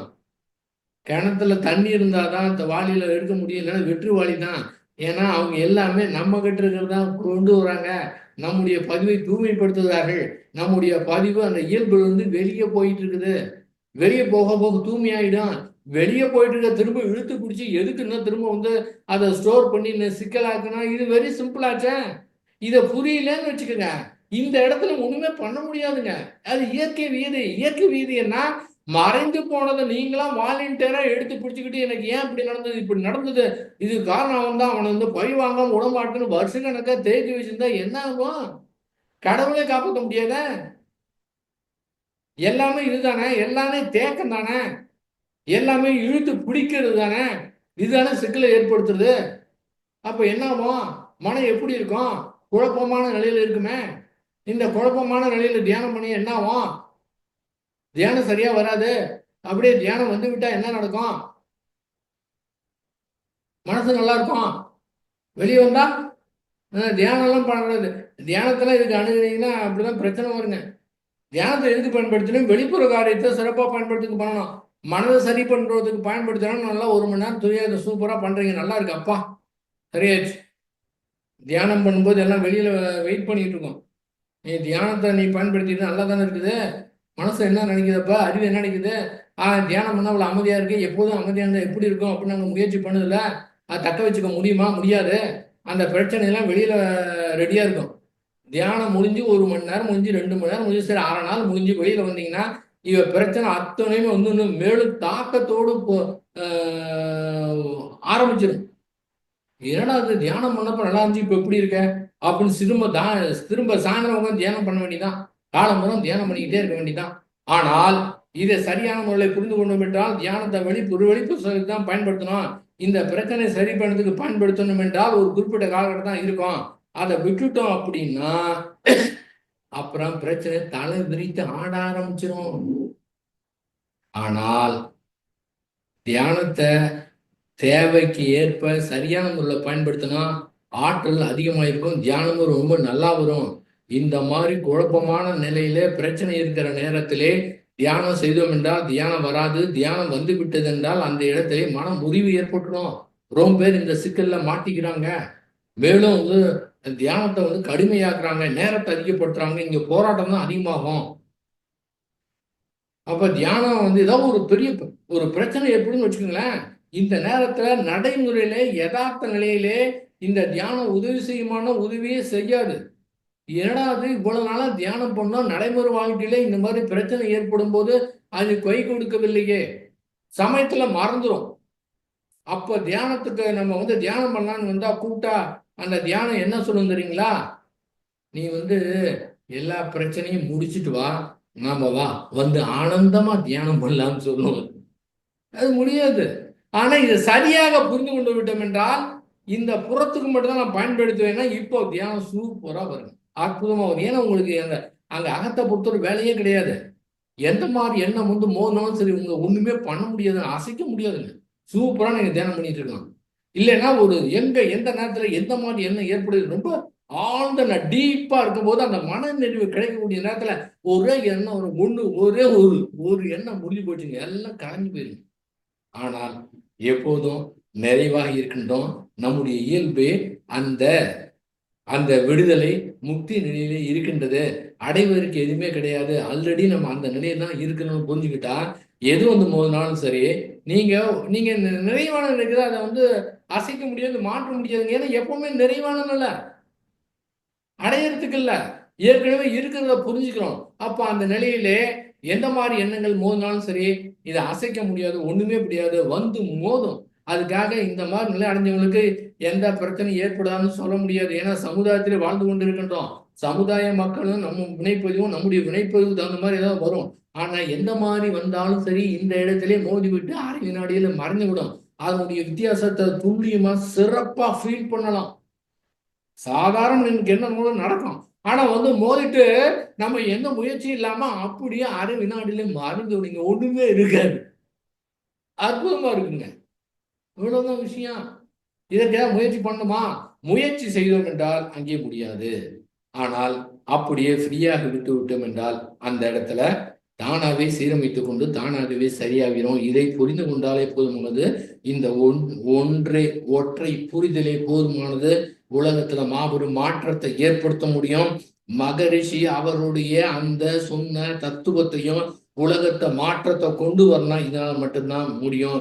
இல்லை என்றால் அவரே கற்றுக் கொடுத்து கொண்டிருந்தால் கூட, நேரடியாக அவரே கற்றுக் கொடுத்தாலும் சரி, இங்க மன போராட்டம் தான் காலம் முழுவதும் இருந்து கொண்டிருக்கும், பிறவி முழுவதும் இருந்து கொண்டிருக்கும். இன்னும் எத்தனை பிறவி எடுத்தாலும் சரி அந்த பிறவியில கூட இந்த புரிதல் ஏற்பட்டால் மட்டும்தான் அந்த தெளிவு என்பது கிடைக்கும். அதிலே சந்தேகமே வந்து கிடையாது. இந்த இடத்திலே ரொம்ப கடினமான வேலையும் கிடையாது. ஒரு 10வது படிக்கக்கூடிய மாணவன் கூட புரிந்து கொள்ளலாம். அவ்வளவு கடினமே கிடையாது. என்ன புரிஞ்சுக்கிறதுக்கு என்ன இருக்கு? ஒண்ணுமே கிடையாது. இது வர பாருங்க, நடைமுறை வாழ்க்கையிலே நம்முடைய மனதை சரிப்படுத்துறதுக்கு என்னமோ செய்து பார்த்து விட்டோமோ அதை சரிப்படுத்தவே முடியவில்லை. இப்போவாவது இன்னும் எத்தனையோ பேர் சொல்லியிருக்காங்கன்னு திரும்ப அதை சரிப்படுத்துவது முயற்சி பண்ணா சிக்கல் தான் ஏற்படும். இப்போது அது கூட சரிப்படுத்த முடியாது என்று முடிவு செய்து விட்டோம் என்றால் இப்ப எப்படி இருக்கும்? அது அற்புதமான நிலையில இருக்குமே. எங்க வேலையே கிடையாது, எந்த வேலையுமே கிடையாதுங்க. என்ன ஈஸி இருக்கு பாருங்க. என்ன காரணம்? என்ன காரணம்? இந்த விடுதலை முக்தி என்பது நம்மிடத்தில் இயல்பாக இருக்கின்றது. இங்க ஞானம் என்பது கூட இங்க கொஞ்சம் முயற்சி தேவை. ஏன்னா புரிஞ்சுக்கிறதுக்கு ஒரு முயற்சி வேணும், ஒரு ஆர்வம் இருக்கணும்ல, பொறுமையா கேட்கணும்ல. சரி என்னதான் சொல்றாருன்னு பார்க்கலாம்னு ஒண்ணு இருக்குல்ல. அது இருந்தா போதுமானது, அந்த பொறுமை இருந்தா போதுமானது. இதை செயல்படுத்தி தான் பார்க்க. செயல்படுத்துறதுக்கு என்ன இருக்கு? ஒண்ணு செயல்படுத்த வேணாங்கிறது தான். எந்த முயற்சியும் தேவையில்லை என்பது புரிந்து கொள்வதுதான். சும்மா இருக்குதுன்னா என்ன? முயற்சி அற்று இருப்பது. முயற்சி அற்று இருப்பது என்பது என்ன? முயற்சி அற்று இருப்பது முயற்சி வேணுமா? முயற்சி தேவையில்லையே. அங்க ஒன்று செய்ய தேவையில்லை என்று புரிந்து கொண்டாலே போதுமானதாச்சே. இவ்வளவுதானே. இது என்ன பெரிய விஷயமா? அதை புரிந்ததுக்கு பிறகு நான் மனம் வேற டைமென்ஷனுக்கு போயிடும். இங்க பார்த்து நாங்கள் வேலையே இல்லையாது என்பதை புரிந்து கொள்ள முடியும். அப்படி பார்த்தோம் என்றால் யாரையுமே குறை சொல்றதுக்கு அங்க வேலையே கிடையாது. அத்தனை பேரும் வெற்றுவாளி தான். அவங்க விட்டாங்கன்னா இங்க ஒண்ணுமே இல்லைன்னா ஒண்ணுமே வராது. ஆனா இங்க தண்ணி இருந்ததுன்னா இங்க இருக்கிறதா அவங்க இறக்கிறாங்க. என்ன கோபம் இருக்கா, பயம் இருக்கா, முறையற்ற காமம் இருக்கா, எல்லாமே நம்ம இடத்துல இயல்பா இருக்குது. அந்த சூழ்நிலைக்கு மாதிரி அவங்க தூண்டி விடுறாங்க. அதுக்கு அவங்க காரணம் கிடையாது, நாம தான் காரணம். நம்முடைய வினைப்பதிவு காரணம், நம்முடைய இயல்பு காரணம். அப்ப வினைப்பதிவை மாற்ற முடியாதுன்னா மாற்ற முடியும். இயல்பை மாற்ற முடியுமா? முடியும். என்ன பண்ணணும்? மனதை பொறுத்தவரை ஒன்றுமே செய்ய தேவையில்லை, தானாகவே மாறிவிடும். இவ்வளவுதான் விஷயம். Very simple. இதை புரிஞ்சுக்கிறதுக்கு பெரிய அறிவாளி வேணுமா? தேவையே கிடையாது. அந்த மாதிரி ரொம்ப இயல்பா இருக்கலாமே. எதுக்குமே ஆசைப்படாம, ஒரு சக்திக்கு ஆசைப்படாம, ஒரு சித்துகளுக்கு ஆசைப்படாம, அதை பண்ணிடுவேன், இதை பண்ணிடுவேன், அதை சரி பண்ணிடுவேன் அப்படிங்கிறது இல்லாம எல்லாமே இயற்கை அற்புதமா நடத்தி கொண்டிருக்கின்றது. நாம வேலை நமக்கு என்ன மட்டும் நல்லா செய்ய முடியும் அப்படிங்கிற ஒரே நோக்கத்தோடு செய்ய வேண்டியது மட்டும்தான். மீதி பொருளுக்காகவோ ஆசைப்படாம அப்படியே விட்டு விட்டோம் என்றால், எந்தவித எதிர்பார்ப்பும் நம்முடைய கடமைகளை செய்து கொண்டு இருந்தோம் என்றால் நன்மை நடந்து கொண்டுதான் இருக்கும். வேற யாருக்கும் ஒண்ணுமே கொடுக்க தேவையில்லை. இந்த நிலையில இருந்தா போதும். நம்ம அறியாமே எல்லாருக்கும் அவ்வளவு பேருக்கு நன்மை செய்ய முடியுங்க. இவ்வளவு பெரிய ஆற்றலை மனிதன் வைத்துக்கிட்டு ஏங்க இவ்வளவு துன்பம், ஏங்க கஷ்டம்? இது அத்தனையும் எதிர்பார்ப்பு தானே. வேற எங்கேயுமே அங்க ஒண்ணுமே கிடையாதுங்களே. இது போதுமானதாச்சே. அதனால் எல்லாருமே வெற்றுவாளிகள் என்பதை புரிந்து கொள்ள வேண்டும். யாருமே காரணம் கிடையாது. இதை சரியா புரிஞ்சுக்கணும். புரிஞ்சுக்காம அவங்க காரணம், இவங்க காரணம் அப்படிங்கிறதுலாம் அர்த்தமே கிடையாது. இது புரியலன்னா நீங்க ஒண்ணுமே பண்ண முடியாது. கஷ்டப்பட்டுக்கிட்டே இருக்க வேண்டியதான். இந்த ஆன்மீகத்துல இருக்கவங்க கூட 95% என்ன கேட்கறாங்க தெரியுங்களா? இந்த மாதிரி சொல்லிட்டாங்க, இவங்க மாதிரி நடந்துக்கிட்டாங்க, எனக்கு கஷ்டமா இருக்கு, என்ன பண்றதுன்னு கேட்கறாங்க. ஒரு நாள் தியானம் பண்ணி தத்துவத்தை புரிந்து கொண்டு நன்றாக வாழ்த்தி எல்லாமே இவ்வளவு இருக்கு. இத்தனை உபகருவிகள் இவ்வளவு வச்சிருக்கிறாங்க. இத்தனையும் வச்சுக்கிட்டு இதை ஒழுங்கா செஞ்சாவே சரியா போயிடும். இத்தனை உபகருவிகளையும் வச்சுக்கிட்டு மகரிஷியோட துணை கொண்டு அதையும் வச்சுக்கிட்டு அவங்க சரியில்லைன்னு என்ன அர்த்தம்? யாருமே கிடையாது. நம்முடைய இயல்பு தானே காரணம். அப்ப நம்முடைய இயல்பை ஏத்துக்க வேண்டியதானே. நான் அப்படிதான், எனக்கு அப்படிதாங்க கோபம் வருது. என்னுடைய இயல்பு, எனக்கு அப்படிதான் கோபம் வருது. அது இயற்கை அப்படின்னு அந்த இயல்பை, இயற்கையை ஏற்றுக்கொண்டோம் என்றால் இப்போது தானா கோபம் கரைஞ்சு போயிடும். ஆனா நான் என் இயல்புகிட்டே, என் கோபத்துக்கிட்டே முரண்பட்டா இது நடக்கிற விஷயமா? அதுக்காக கோபம் இயற்கை வருதுன்னு ஏதாவது காமிக்க முடியுமா? இந்த இடத்துல தான் அறிவை பயன்படுத்தணும். அறிவை பயன்படுத்த கோபம் வருவது இயற்கை, அது சரி பண்ண முயற்சி பண்ணாது. அதை வச்சுக்கிட்டு வெளிப்புறத்தை செய்யறதுல எப்படி பண்றோம், எப்படி டீல் பண்றோம் அப்படிங்கிறத கத்துக்கணும். கோபம் இல்லாம அவங்கள்ட்ட எப்படி டீல் செய்வது அப்படின்னு கத்துக்கணும்.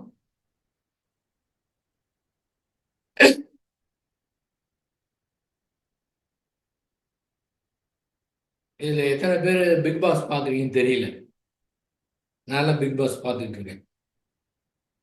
ஏங்க அடுத்தவங்க சண்டை போடுறத போய் நீங்க பார்த்துக்கிட்டு இருக்கீங்க? வேஸ்ட் ஆஃப் டைம் ரொம்ப பேர் நினைப்பாங்க. அதுல சில மைனூட்டான விஷயங்கள்லாம் இருக்கு. அந்த பிக் பாஸையே நாங்கள் நேரடியாக இது ஒரு கண்டென்ட் கொடுக்குறாங்க, இது மாதிரி சொல்றாங்க, உள்ள போறாங்க, சில இன்ஸ்ட்ரக்ஷன் கொடுப்பாங்க. நாங்கள் நேரடியாக பிக் பாஸ்ல அனுபவிச்சிருக்கிறோம், எதுவுமே சொல்லாமையே. என்னது என்னதான் கேமரா பார்த்துக்கிட்டு இருந்தாலும் சரி, ஒருத்தருடைய இயல்பை மறைக்கவே முடியாது, வந்துகிட்டு தான் இருக்கும். அது பிக் பாஸை நீங்க பாருங்க, அந்த இடத்துல யார் யாரு எதுக்காக சண்டை போடுறாங்க. ஒரு ஆளை பாருங்க, நீங்க ஒரு ஆளை இப்ப நம்ம வந்து வீட்டிலேயே கூட வச்சுக்கோங்க. வீட்டுல கூட ஒரு நபர் இருக்கிறார், யார் வேணாலும் இருக்கலாம், கணவனா இருக்கலாம், மனைவியா இருக்கலாம், ஒருவன் யார் வேணா இருக்கலாம். அவங்களோட தொடர்பு கொள்றீங்க, அவங்களுடைய கேரக்டர் கண்டுபிடிக்க முடியாது. 40 வருடமா கூட கணவன் மனைவி இருப்பாங்க, அவங்க கேரக்டர் கண்டுபிடிக்க முடியாது. ஏங்க, நம்முடைய கேரக்டர் கண்டுபிடிக்க முடியாது, பிறந்த நாள்ல இருந்து இருக்க நம்முடைய கேரக்டரை கண்டுபிடிக்க முடியாது, எங்க மத்தவங்களோட கேரக்டர் எப்படி கண்டுபிடிக்க முடியாது. ஏன்னா அந்த போர்ஷன் மட்டும்தான். ஆனால் பிக் பாஸ்ல ஒருத்தரை பார்த்தீங்கன்னா, அதுவும் ஒரு மணி நேரத்தில் பார்த்தா கூட, ஒரு மணி நேரத்தில் கூட போதும், கண்டுபிடிச்சிடலாம். டெய்லி நீங்க பாக்குறீங்கன்னா இவர் எப்படியாப்பட்டவர், இவர் என்ன கேரக்டர், யார் பேசுறதுக்கு இவர் என்ன மாதிரி பேசுறாரு, இந்த மாதிரிலாம் பார்க்கும்போது அந்த நபருடைய கேரக்டர் நம்ம கண்டுபிடிச்சிடலாங்க. இந்த இடத்துல படமா தெரியுது, இந்த இடத்துல படம் தெரியாது, குறிப்பிட்டது மட்டும் தான் தெரியும். எல்லா நேரமும் அவங்க நம்ம வந்து பார்க்க முடியாது, அது கணவனாக இருந்தாலும் சரி, மனைவி இருந்தாலும் கூட. ஆனா இந்த இடத்துல ஒரு நபரை வெவ்வேறு கோணத்துல காமிக்கும் போது இவரா இந்த கேரக்டர்னு வந்து நம்ம வந்து கண்டுபிடிச்சிடலாம். இயல்பை மறைக்கவே முடியாது, ஒண்ணுமே பண்ண முடியாதுங்க. அந்த கேரக்டர் வச்சு இவர் இப்படியாப்பட்டவர், இந்த மாதிரி நம்ம உலகத்துல பார்க்கும்போது இந்த மாதிரி நபரை ஈஸியா நம்ம கண்டுபிடிச்சிடலாம். கண்டுபிடிச்சா கூட நம்ம ஒன்றும் பண்ண போறதில்ல. ஏன்னா வெற்றி வாழ்ந்து தெரிஞ்சுட்டா எல்லாமே ஓகே தான். இது ஒரு ஒரு ஒரு டைம் பாஸுக்கு ஜாலியா போய் அதை போய் நம்ம வந்து பார்த்துட்டு இருக்கலாங்க. வாழ்க்கையே மிக பெரிய பிக் பாஸ் தான். ஆமாங்க, நமக்கு உள்ளார இருக்கிற பிக் பாஸை கண்டுபிடிக்கணும். பிக் பாஸ் யாரு? கடவுள். உள்ளூர் கடவுளை கண்டுபிடிக்கணுங்க. இதே ஒரு விளையாட்டுங்க. அப்போ அந்த நபரை கண்டுபிடிக்கும் போது வெளியில இந்த மாதிரி இருந்தா, இந்த மாதிரி பேசினா, இந்த மாதிரி கேரக்டர் கண்டுபிடிச்சலாம் கண்டுபிடிக்க முடியாது. சரி, கண்டுபிடிச்சா கண்டுபிடிக்காட்டி என்ன, எல்லாமே வெற்றி வாழையின் போது இங்க ஒண்ணுமே வந்து கிடையாதுங்க. அப்போ அவங்க எப்படிங்க அந்த மாதிரி ஒரு சூழ்நிலை அங்க நெருக்கடியான ஒரு டாஸ்க் கொடுக்குறாங்க, அதை விட்டு அந்த ஆளுங்களை எப்படி இருக்கிறாங்கன்னு பாக்குறாங்க. ரொம்ப நேரம் நடிக்க முடியாது, கண்டுபிடிச்சிடலாம். இதுல இன்னொன்னு தெரியுங்களா, யார் வெளியேறாங்கன்னா இதையும் நீங்க கண்டுபிடிக்க முடியாது. கண்டுபிடிக்க முடியாதுன்னா எத்தனை பேர் ஓட்டு போறாங்க, இவங்களுடைய கேரக்டர் தகுந்த அந்த கேரக்டர் பாக்குறாங்க. இதுலயும் வந்து சரியான முறையில் இருக்கிறவங்க வந்து வெளியேறதுக்கு சான்ஸ் இருக்கு. அந்த கள்ளங்கபடியில் கண்ட கள்ளங்கபடோட அது இன்னும் தீவிரமா போராடி இருக்கிறத வெற்றி பெறுங்க. வெற்றி பெறுவது முக்கியமே கிடையாதுங்க. நம்ம எப்படி இருக்கோம், அந்த சூழ்நிலையில எப்படி இருக்கணும். ஒரு நாள் உங்களுக்கு செல்போன் இல்லாம படிக்க பேப்பரும் இல்லாம எதுவுமே உள்ள விட்டா எப்படி இருக்கும், அந்த இயல்பு எப்படி இருக்குன்னு பாருங்க. நாம அந்த ஒரு சூழ்நிலைக்கே போறதில்ல, அப்படியே கம்ஃபர்ட் ஜோன்லயே போயிட்டு கம்ஃபர்ட் ஜோன்லயே வரலாமான்னு எல்லாரும் முயற்சி பண்ணிட்டு இருக்கிறோம். அப்படியே விடலாம், எப்படி வேணா இருக்கட்டும், என்ன மாதிரி வேணா இருக்கட்டும். ஏன்னா இந்த அகத்தை பொறுத்தவரை அங்க வேலையே இல்லைங்கிறப்ப நீங்க வந்து ஜாலியா இருக்கலாங்க, எதுவுமே நம்ம ஒண்ணுமே பண்ண முடியாதுங்க. இதுதாங்க ஞானியுடைய நிலைமையே. அப்ப அந்த ஞானியுடைய வாழ்க்கையை யதார்த்தமா சர்வ சாதாரணமாக நம்ம வந்து யதார்த்தமா வாழ்க்கை நடத்தலாங்க. அகத்தை பொறுத்தவரை டச் பண்ண தேவையில்லை, இயல்பா இருந்தோம்னா என்ன முடியும். எல்லாமே இயற்கை இடத்துல ஒப்படுது, அப்படியே ஃப்ரீயா இருந்தோம்னா. இயற்கை ஒப்படுத்தணும், எதை ஒப்படைக்கணும் அதை ஒப்படைக்கணும், எதை ஒப்படைக்கணும் அதை ஒப்படைக்கணும். சில செயலாம் சோம்பேறியா இருந்துகிட்டு நம்ம வந்து அதுகிட்ட ஒப்படைச்சிடக்கூடாது, அந்த வேலைகள்லாம் நாம தான் செய்யணுங்க. அப்படி பார்க்கும்போது நிறைவாக அந்த போர் இல்லாத நல்லுலகம் வேண்டும் என்றால் இந்த தனி மனிதன் இந்த வெறுமையான நிலையை எத்தனையோ பேர் மனதோடு போராடி கொண்டிருக்கின்றார்கள், அதை சாய்த்து விடுவேன் என்று முயற்சி செய்து கொண்டிருக்கின்றார்கள். இந்த இடத்துல ஒரு நல்ல அற்புதமான ஒரு இது சொல்றேங்க, பிடிக்கிறவங்க கேட்ச் பண்ணிக்கங்க. என்னவென்றால் அதை செய்யணும், அப்படி செய்யணும், இப்படி செய்யணும் அப்படிங்கும்போது அந்த மனதுக்கு ஒரு எனர்ஜி கிடைக்கும். அதை வச்சுக்கிட்டு நீங்க செய்வீங்க, அந்த எனர்ஜியே ஒரு சுகமா இருக்கும். அதை எய்ம் பண்ணி செய்வீங்க, ஒரு எனர்ஜி கிடைக்கும். இந்த இடத்துல நாம் நிறைவாக இருக்கின்றோம், அடைவதற்கு ஒண்ணுமே தேவை கிடையாது. ஆல்ரெடி அடைந்தாச்சு, நல்ல இடத்துல தான் இருக்கிறோம். இருக்கக்கூடிய நிலையே நல்ல நிலை, இயல்பான நிலையே விடுதலை முக்தி அப்படின்னு நீங்க அதை ஃபீல் பண்ணிட்டீங்கன்னா இந்த இடத்துல எனர்ஜி ஒண்ணுமே வராது. ஏனென்றால் நீங்க முழுமை பெற்று விட்டீர்கள். முழுமை பெற்றுட்டா வேற எந்த சக்தியும் தேவையில்லை, எதுவுமே கிடையாது. எனர்ஜியே ஒண்ணுமே வராது, எனர்ஜி ஒண்ணுமே வராது, ஏன்னா ஃபுல் ஆயிடுச்சு. பேட்டரி சார்ஜ் ஆயிடுச்சுங்க, ஃபுல் 100% சார்ஜ் ஆயிடுச்சுங்க. செல்போன்னா 100% நீங்க நைட்டுக்கு போட்டு தூங்கிட்டு வச்சீங்கன்னா 100% விடியோ வந்து சீக்கிரம் பேட்டரி போயிடும். அந்த மாதிரிதான் இந்த உடம்பும் ஃபுல்லா இருக்கும். ஃபுல் சார்ஜ் ஆயிடுச்சு. அப்ப என்ன பண்ணலாம்? வெளியில போய் வேலையை பார்க்க வேண்டியதானே? எவ்வளவு வேலை கிடக்குது. மறுபடி தத்துவங்கள் இன்னும் போராடாதவங்க ஃப்ரீ ஆயிட்டாங்கன்னா இன்னும் அவருடைய தத்துவத்தை வேலை ரொம்ப கிடக்குதுங்க. எத்தனை பேருக்கு புரிய வைக்கணுங்க? எப்படி ஒரு ஏங்கி இருக்காரு, எப்படி உலகம் அமைதியா இருக்கணும், போரில்லா நல்லுடன், எப்படி ஒரு தனி மனிதன் எப்படி ஏங்கி இருக்காரு தெரியுங்களா? அதை புரியுங்க. அதை புரியுங்க. வெற்று மனம் வேணுங்க. அப்போதான் அதை நம்ம செயல்படுத்த முடியும். ஆக அவருடைய முழுமையா அவருடைய இதை நம்ம செயல்படுத்தி கொண்டு செல்லணும்னா இந்த மாதிரி வெறுமையான அந்த முழுமை பெற்றவர்கள் அந்த ஒன்றுமே செய்ய தேவையில்லை, ஆல்ரெடி அந்த நிலையில் இருக்கணும், அதை புரிஞ்சுக்கிட்டாங்களே. நீங்க இதை புரிஞ்சாவே மனம் வேற டைமென்ஷனுக்கு போயிருங்க. நீங்க திரும்ப நீங்க வர முடியாதுங்க. அந்த மாதிரி டைமென்ஷன் நிலையில அது இருக்குங்க. அது பாருங்க, இப்ப இயற்கை இன்சுலின் கொடுக்கும், வேதாத்திரி மகர்ஷி இன்ஸ்ட்ரக்ஷன் கொடுப்பாரு. நீங்க பாட்டுக்கு புறத்துல அந்த அவருடைய அந்த உலகம் என்ன பண்ணா அந்த வேலையை நம்ம செஞ்சுக்கிட்டே இருக்கீங்க. ஒரு தமிழ் செய்ய முடியுமா? முடியும். எப்படி செஞ்சார் அவர் வேதாத்திரி மகரிஷி? பெரிய மகான், பெரிய ஞானி. அவரால் முடியும், நம்மளால முடியாது அப்படின்னு நினைக்கவே கூடாது. நிச்சயமாக அந்த நிலையை அவருடைய நிலையை நாமே அடைய முடியும்னா புரிஞ்சுக்கிட்டா போதுங்க. அதுக்கு பிறகு பாருங்க, இப்ப நீங்க திங்க் பண்ணி பாருங்க, வேதாத்திரி மகர்ஷி எப்படியா முடியும்னு பாருங்க. உண்மையாவதுங்க அப்பதாங்க அவரையே தெரிஞ்சுக்க முடியும். அப்பதாங்க போர் இல்லாத நல்லுலகம் ஏற்படும். இது தவிர வேற வழியே கிடையாதுங்க. வேற யாரும் குறை சொல்றதுக்கு ஒண்ணு இல்லை. அவங்க சரியில்லை, இவங்க சரியில்லை. அது அப்படிதான் நடந்துட்டு இருக்கும். இயற்கை நியதி. ஏன்னா இது மாதிரி நடந்தாதான் நமக்குலாம் அதிகமாக இப்ப ரஷ்யா உக்ரைன் போர் ஆரம்பிச்சு 1000 நாட்களுக்கு மேல ஆயிடுச்சு. சரியான வெறுமை நிலை உள்ளவர்கள், வேதாத்திரி மகர்ஷியுடைய சீடர்கள், அவரை நன்கு புரிந்து கொண்டவர்கள், அவங்களுடைய மனதில் அவங்களுடைய மூளையில அவங்க எண்ணத்துல என்ன ஏற்படும்? இந்த போர் ஏற்படும் போது என்ன தோணும்? மற்றவங்களாம் அவங்க வேலையை பார்த்துட்டு இருப்பாங்க. இவங்க மட்டும் அந்த போர் தேவையான சிந்தனை பண்ணி இதுக்கு என்ன பண்ணணும் செயல் திட்டம் வைப்பாங்க. எங்கெங்கோ இருக்கக்கூடியவங்க, ஊர் தெரியாது, பேர் தெரியாது, மொழி தெரியாது, அவங்களோட இணைப்பு கிடைச்சு அத்தனை பேரும் நம்ம அறியாமலே ஒரு மகா நெட்வொர்க்ல வேலை பார்த்துட்டு இருப்போம். நமக்கே தெரியாது. எல்லாரும் இணைந்தாங்க அப்படின்னா அந்த இடத்துல என்ன ஆகும்? அதுக்கு உண்டான வேலைகள் நடக்கும். நம்ம ஒரு ஆள் தனியா என்ன பண்ண முடியும் நினைக்க தேவையில்லை. அது மாதிரி நினைச்சா அது மாதிரி ஒன்றும் பண்ண முடியாது. ஆனா முடியும் நினைச்சா அது முடியுங்க. அது மாதிரி வெறுமையான மனம் வேணும். போராட்டம் இல்லாத மனம் வேணும். மனதை பார்த்தா ஒண்ணுமே இருக்கக்கூடாது. எந்த போராட்டம் இருக்கக்கூடாது, சஞ்சலமே இருக்கக்கூடாது. காலையில் தூங்கி எழுந்தோன்னா குழந்தை மாதிரி எந்திரிக்கணும். எழுந்தோடனே ஒரு போராட்டம், ஒரு பிரச்சனை இன்னைக்கு என்னது எதுவுமே இருக்கக்கூடாதுங்க. இருக்கக்கூடாதுன்னா அது இருக்கதான் செய்யும். அதை ஹேண்டில் எப்படி பண்ணணும், எப்படி சரி பண்ணுங்கிற முயற்சி எடுத்து அது ஒவ்வொன்றா சரி பண்ணா அது ஒரு வாழ்க்கை ரொம்ப இன்ட்ரெஸ்டிங்கா இருக்கும். அடுத்து போதை இல்லாத தமிழகம். அந்த இளைஞர்கள் தங்களை அறியாமலே யாரோ சொல்லிக் கொடுத்தோ எப்படியோ அவர்கள் சென்று விடுகிறார்கள். திரும்ப அவங்கள மீட்டு வருவதெல்லாம் சாதாரணமான விஷயமே கிடையாது. நாமெல்லாம் பேசிட்டு இருக்கோம். திருச்செங்கூர்ல ஒருத்தர் பாஸ்கர்னு ஒருத்தர் இருக்காரு. அவர் என்ன பண்றாரு, இந்த மாதிரி அவருடைய சுதந்திரம் ரொம்ப பிடிச்சிருந்தது. என்ன பண்ணா, இந்த புரிதல் என்பது மிக ஈஸியானது. இந்த புரிதலை யாரும் புரிஞ்சுக்க மாட்டேங்கிறாங்க. பெரிய பெரிய அமைப்புல பெரிய பெரிய ஒரு ஆன்மீகத்துல இருக்கிறவங்க அற்புதமான நிலையில் இருக்கிறாங்க. அவங்க என்ன இதை புரிஞ்சுக்காம அந்த அதுதான் முக்கியமானதை விட முடியாம தவித்து கொண்டு இருக்கின்றார்கள். அவங்களுக்கு இதை புரியல. இதை கேட்டா கூட அதுலதான் முயற்சி பண்ணிட்டு இருக்கிறாங்க. ஒண்ணு, சாதாரண மக்கள் ஆன்மீகம் என்ன தெரியாது, ஞானம்னு என்ன தெரியாது, எதுவுமே தெரியாது. அவங்க வாழ்க்கை அது பாடுக்கு போயிட்டே இருக்கு. 2வது ரகம். இப்போ இவங்களும் புரிஞ்சுக்கல, பெரிய தியானத்தை வருஷனக்கா புரிஞ்சவங்களும் புரிஞ்சுக்க மாட்டேங்கிறாங்க. 2 போச்சா? என்ன பொறுத்தவரை அவர் சொல்றது என்ன பொறுத்தவரை என்னன்னா, இந்த தண்ணி போட்டிருக்காங்கல்ல, அவங்கெல்லாம் வெளியில விரும்புறாங்கல்ல, அவங்க விரும்பி அவங்கள வர முடியல, அவங்க மட்டும்தான் கொஞ்சம் காது கொடுத்து நம்ம சொல்றதை கேட்குறாங்க. அதுல நாள்தோறுமே ஒரு ஒரு மீட்டிங்க ஒரு இடம் ஏற்பாடு பண்ணி ஒரு மீட்டிங்கே நடத்துறாருங்க.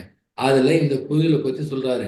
இதுல ரொம்ப பேரு இந்த மது போதையிலிருந்து அவர்கிட்டயே கிட்டத்தட்ட 40-50 பேர் அந்த போதையிலிருந்து விடுபட்டுட்டாங்க. நம்ம பேசுறோம், அவர் செயலே படுத்துறாருங்க. அதனால இந்த புரிதல் இருந்ததென்றால் நிஜமா அவங்க வெளியில வரும் விரும்புறவங்களுக்கு கொஞ்சம் மீது லேட்டாகும். இந்த வாழ்த்து இருக்குது, அருட்காப்பு இருக்குன்னு என்னவோ விஷயம் இருக்கு. அதான் உபகருவிகளை பயன்படுத்தி கொண்டு அவர்களை சரியான நேரத்துல இந்த புரிதலை கொடுத்து அவங்களை மீட்டெடுக்கணும். மற்ற இளைஞர்களை போகாம தடுக்கணும். ஏன்னா அதுல எத்தனை குடும்பம் அதன் வழியா வரக்கூடியது எவ்வளவு குடும்பம் பாதிக்குதுங்க பாருங்க. அதனால அந்த ஸ்ட்ராங்காக நம்ம அந்த மாற்றத்தை கண்டிப்பா ஏற்படுத்துவோம். போதையில்லா தமிழகத்தை ஏற்படுத்தும் என்று கூறி வாய்ப்பளித்து உங்கள் அத்தனை பேருக்கும் நன்றி கூறி அமைகின்றேன். வாழ்க வையகம், வாழ்க வையகம், வாழ்க வளமுடன். இவ்வளவு நேரம் பொறுமையாக கேட்ட அன்பர்களுக்கும், எதிர்காலத்தில் யூடியூப் கேட்கிற அன்பர்களுக்கும், ஃபேஸ்புக் அன்பர்களுக்கும், நண்பர்களுக்கும் என்னுடைய நன்றியை தெரிவித்துக் கொள்கின்றேன். வாழ்க வையகம், வாழ்க வையகம், வாழ்க வளமுடன். தியானமே யோகம், யோகமே ஞானம். தமிழ் ஆனந்த யோகம். வாழ்க வளமுடன். இன்று நமக்கு வெற்றுவாளி என்ற மிக அற்புதமான ஒரு தலைப்பிலே சிந்தனை உரை அருளிய உலக நல தொண்டன் மனோகரன் ஐயா அவர்கள் வாழ்க வளமுடன்,